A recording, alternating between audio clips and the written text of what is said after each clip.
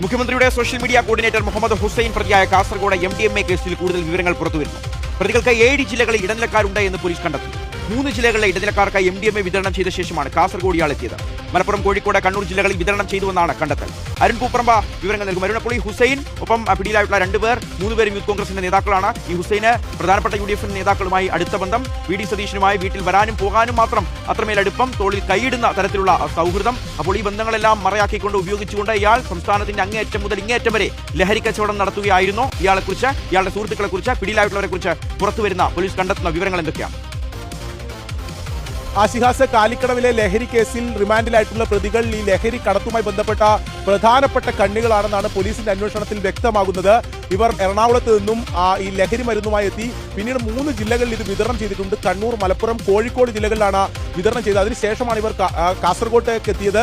ആ ഘട്ടത്തിലാണ് കാസർഗോഡ് അതിർത്തിയായിട്ടുള്ള കാലിക്കടവിൽ നിന്ന് ഇവരെ പിടികൂടിയത്. ചെറിയ കക്ഷികളെയല്ല പിടികൂടിയിട്ടുള്ളത്. ഈ ലഹരി കടത്തുമായി ബന്ധപ്പെട്ട വലിയ മീനുകളാണ് ഈ പിടിയിലായവർ എന്നതാണ് മനസ്സിലാക്കേണ്ടത്. എന്തായാലും പോലീസ് പറയുന്നത് ഇതിൽ വിശദമായ അന്വേഷണം നടക്കുന്നു എന്നതാണ്.